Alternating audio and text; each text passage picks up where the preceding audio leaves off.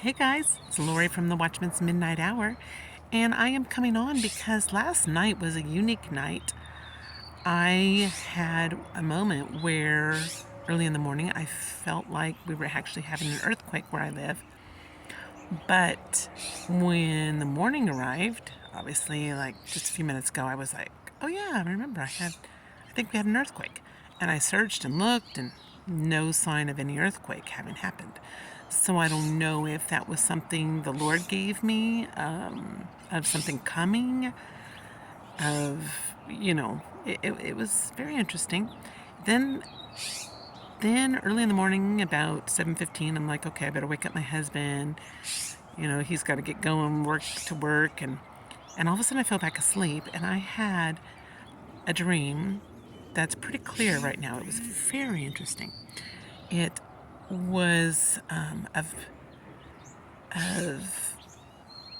me having had a diamond ring that had like three different sized diamonds in it. They were large though. I mean, as big as, I don't know, baseballs. I mean, they were huge, but skinny and thin and tall. And one was wide, I think. But it was very weird because I came up to like a counter because somehow I had the ring that I had, which my husband, obviously, my original ring, and I was really admiring it and thinking how pretty it was, and I was talking to someone behind the counter, and I said, hey, don't worry about fixing that other ring and giving it back to me. I'm really happy with what I have, and isn't it pretty? And all of a sudden they were like, well, we really make quality diamonds. And it was funny how it was like, Costco does it. It was like Costco did it. So I was like, what in the world? I don't know what understanding that might be.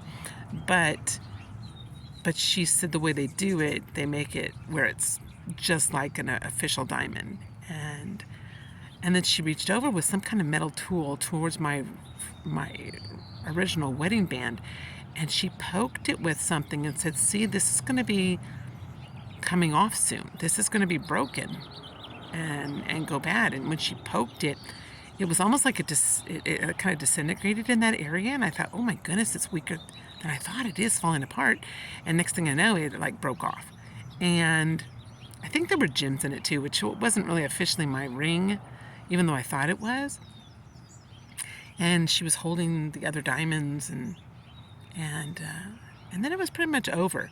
I don't know the understanding of it. I'm like, Lord, is there any meaning that you want to give me on this? I do look at things as if the bride of Christ going to being taken out, right?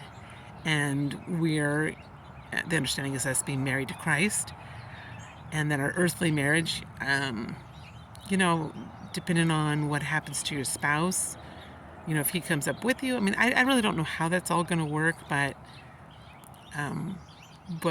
in a subtle way, Christ is going to be obviously the one our hearts are sold to more than, because on earth sometimes we can be so focused on our spouse, can't we? So I don't know if it had anything to do with that. And then obviously the earthquake. Why would there be this earthquake rumbling and getting more intense? That may have some other understanding that I haven't been able to fathom why the Lord would give me that. But I just wondered if you guys want to share anything in the comments, what you might perceive these dreams to be, and any meanings that might come out. Maybe you know some information that I don't know. I do know that tomorrow, or maybe I think noon today, let's see, Israel, I believe, is like 7 hours ahead of us or something, or 6 to 7. So let's see, I'm thinking either 6 o'clock tonight or midnight tonight. It's more the next day morning for Israel. I could be wrong. Anyone want to correct me, feel free. So I know soon they're going to be having the Day of Atonement. And I'm not looking on any date or any specific feast. To me, it's all open. I can see God using a feast because he did it. Obviously, the understanding that when he came the first time, he fulfilled all the feasts. And I see that. And I also see that he went from, April all the way to the Pentecostal feast. What is that? June, July, or somewhere in there.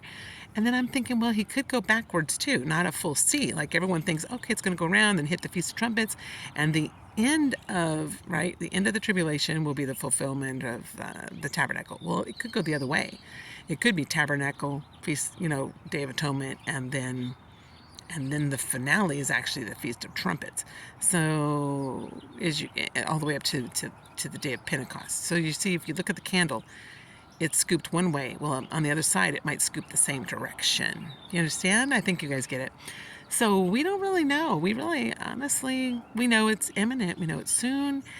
And we can anticipate. There's nothing wrong with that. Anticipating and being excited that what if? There's always what ifs in our life, right, guys? There's always what if this happened? What if that happened? What if so I think we all need to just relax, because nothing on this earth is a certainty, because God, He directs our steps, right? We plan and we plan, but ultimately in every aspect of life, even the rapture, right? He directs our steps. He's the one who does the finale. He is the one who makes it all happen in His timing. And we all will say that. So funny, we'll all say that about life, but we'll ignore the fact that it also portrays with the rapture. And we shouldn't use daggers at people like, oh, you're supposed to know the day or the hour. No one's trying to find the day or the hour, okay? I think we all need to just back off on that. Just see the fun, excitement, of what's going on in life and how everything is fitting to the prophecies. And that as those times begin to draw, to begin to happen, we're to look up, because our redemption draweth nigh. And this world's not getting easy. Everyone knows it. It's a difficult world we live in. And so the key is just being available to share the gospel to those that are open and want to know the truth, because there are still some of those out there. And I believe God is trying to bring us into their midst so that we can be that light of the world and the salt of the earth still, and draw many into the fold. So hang in there, guys.